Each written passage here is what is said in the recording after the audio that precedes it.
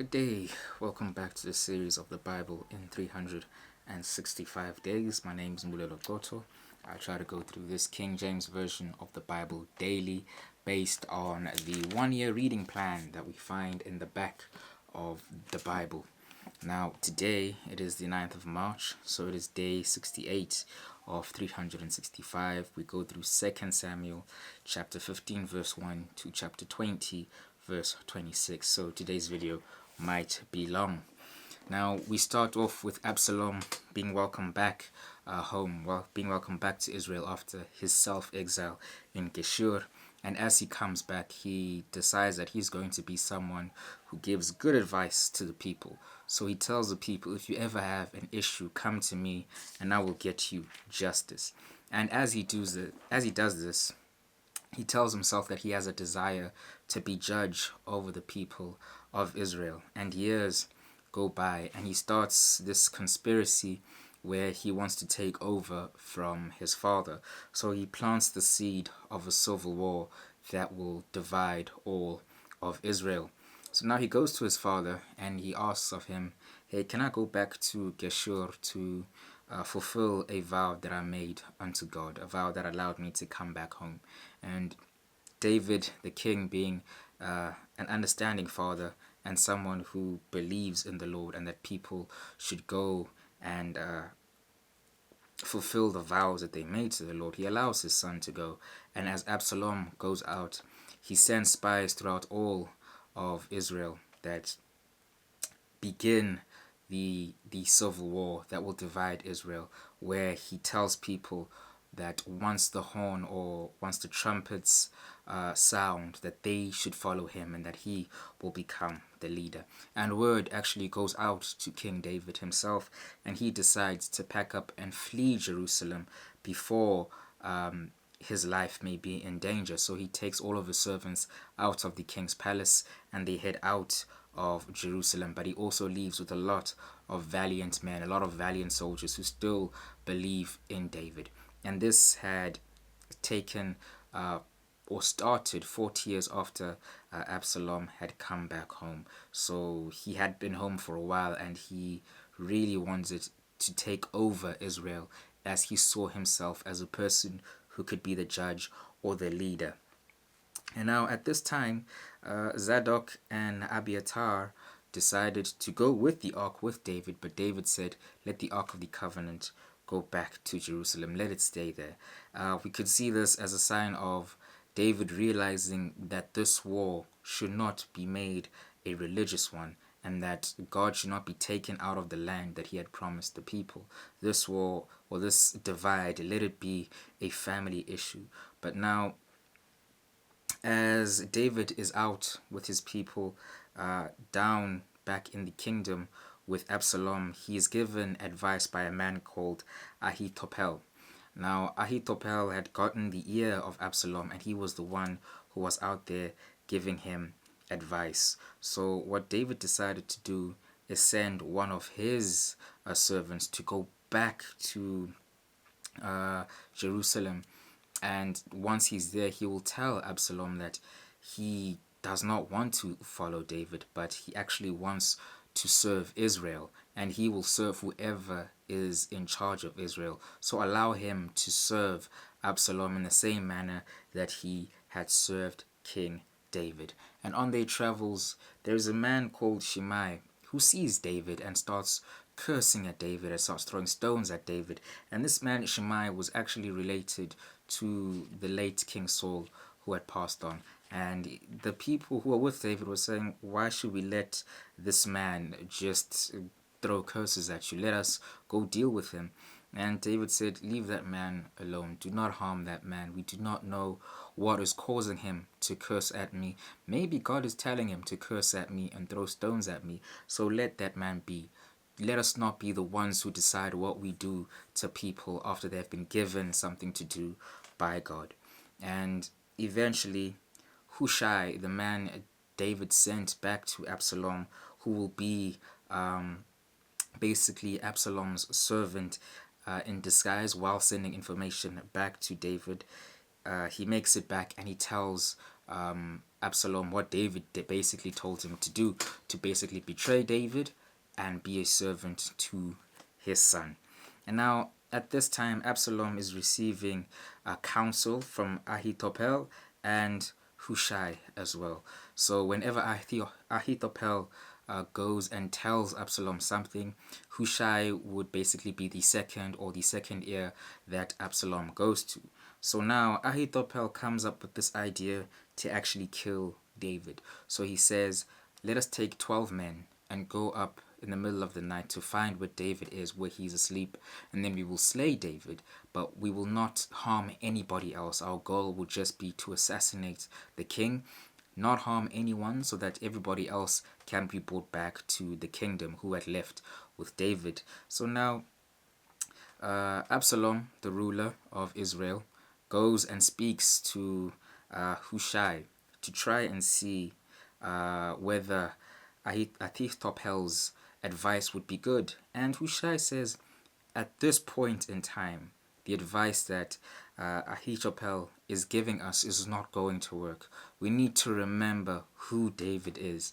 David is a man of war. David is a smart person. He's not just going to allow us to reach him very easily during this time. We need to understand that he knows how to place himself in hiding, and he was very careful when it came to the people that he selected to go with him. He chose the greatest soldiers that we have, valiant men who will fight and protect him whenever we come across them. And once we get there, we aren't going to see David first. We will be confronted by these men, and it's highly likely that we will be defeated. So Absalom takes heed to the counsel that Hushai is giving him, and now Hushai moves up the ladder when it comes to those who are giving advice to Absalom. And now David's basically infiltration of his rival, his own son, is actually working. And Hushai goes to the priests and sends out word of what Absalom had been told, but what he has decided will actually happen. And word from those priests goes to their servants, who send the servants down to King David to tell him what had happened. But someone actually saw, well, a little boy actually saw all this going back and forth happening, and word went back to Absalom, who went down to the priests and realized that, okay, the priests are still here, so who was actually sending out this information? And he sees a woman who was outside who had hidden the men in a well, and when he goes there, the woman tells him, nah, no one was around here. They just came to the temple and went back home. No one went out to go and see or go across the Jordan to where David would be. So basically that intel basically seemed false to Absalom, so he let it go, not knowing that David had received the intel that he needed from the camp of Absalom. And now David is speaking to those on his side, and he said, yes, we're going to defeat Absalom, but we need to be kind to him. David does not want to see his son die. David has a lot of empathy for his son, even though his son is basically challenging him, is going up against him. David does not want to see the death of another son. We have to remember that Absalom had also killed his brother, who had done something terrible within the family by harming his very own sister. So one of David's sons is already dead. He does not want to lose another child. So he tells his men to be kind when they go up and face Absalom. But down on the other side, the man Joab, who Absalom decided he was not actually going to make the captain of his armies. This was a huge mistake that Absalom had, because now Joab, who was also a servant of David at one point, he kind of felt removed of his power. So when the chance came and he saw that Absalom was caught in a tree, he decided that he was going to end this civil war and actually just assassinate Absalom on behalf of King David. And that is what Joab, the former general, ended up doing. So Absalom was killed not by the hand of his father, but by the hand of a general who he had no confidence in. And just like that, the civil war started to dissipate. and word went out to King David about the death of Absalom. And instead of him being happy that the civil war was coming to an end, David was saddened. He felt grief. He was heartbroken that his son had died. And because David decided to grieve, word went out to the rest of Israel that celebrations cease because the king is in mourning. So the rest of Israel was in mourning as well. And Joab decided to go and speak to King David to tell him that he needs to stop the grief that he feels and goes back to Jerusalem and starts to take over his entire nation yet again. So if the king stops the mourning, the process of him being reinstated and the process of people moving away from sadness and being in a celebratory mood that the war has ended can start. And King David is desired by the people to actually go back to Israel. And King David does so. He goes back to his palace. He goes back to live where the people want him to be. And at this time, Mephibosheth, who is the son of Nathan, he didn't go out with King David when he fled the city, when the civil war was starting. He decided to stay back, and only a servant of Mephibosheth actually went out to King David and gave King David donkeys. He gave King David bread and wine so that he could satisfy all of his hunger with his servants, and he brought them fruit. But Mephibosheth decided to stay behind. And King David confronted him and asked him, why did you choose to stay behind? Because we have to remember that Mephibosheth was someone who was shown so much grace by King David.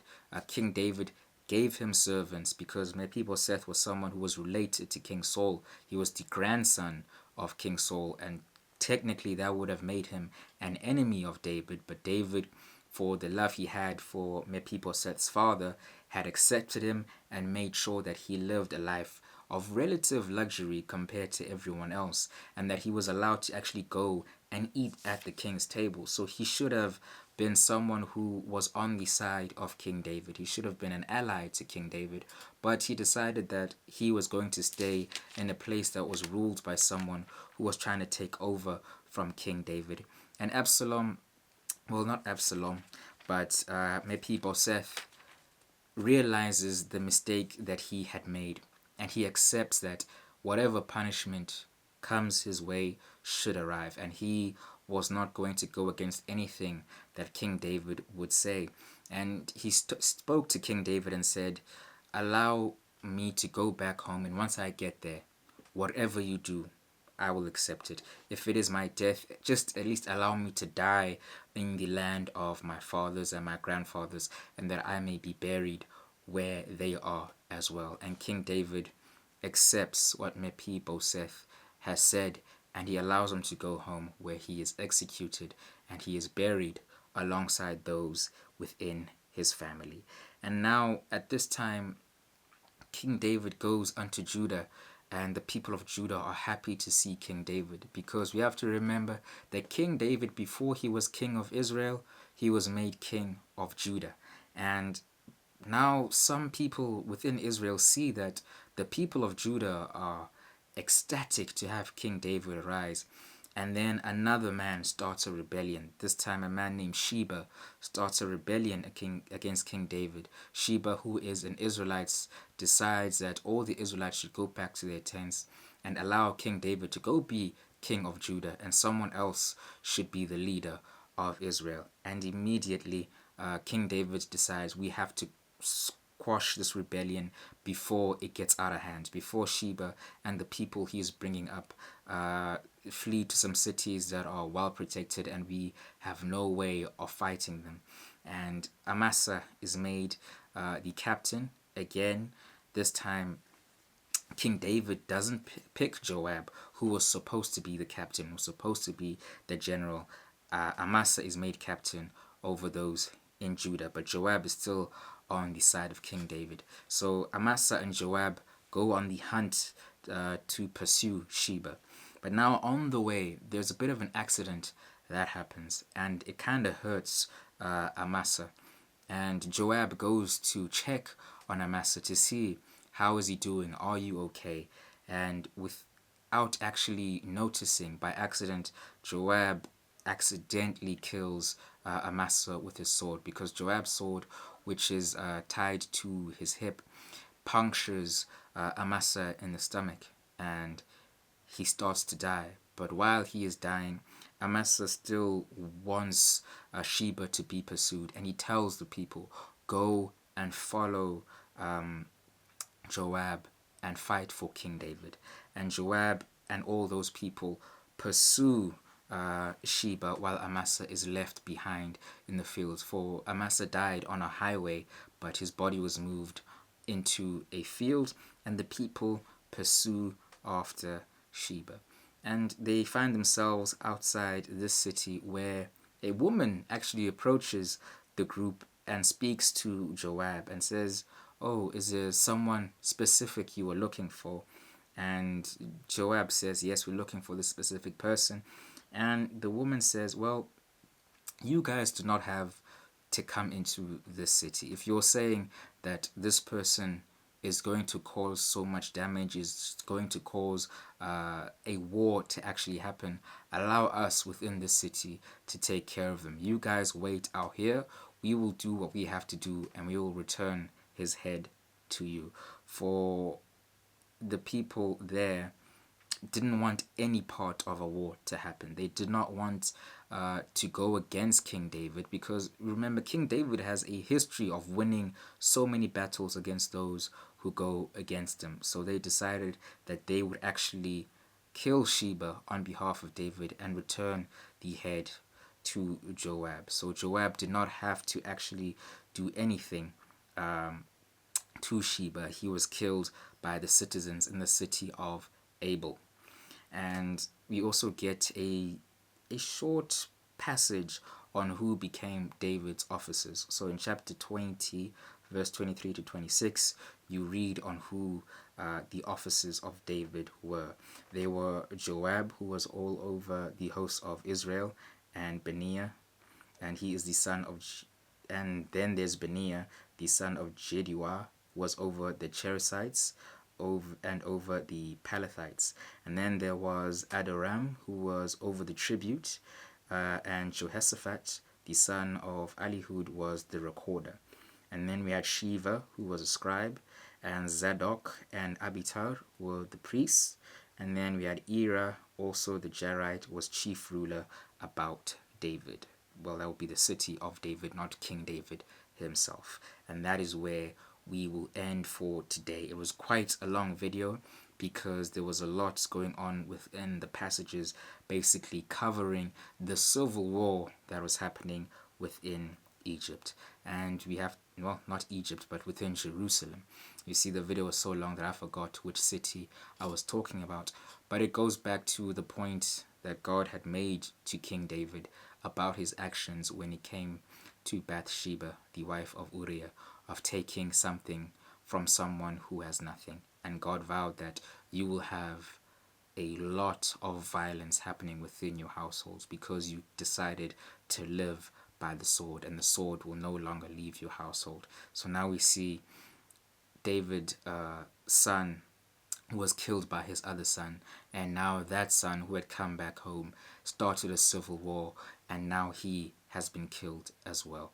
And it really reminds us that our actions do have consequences in the long run, consequences that we don't even think of. So it is best for us to really just follow the rules that God sets for us. I know a lot of people live by just do it and you'll apologize later. Just try it and you'll apologize later. But at some points, even if you do apologize, you've set forth a series of events that are going to happen.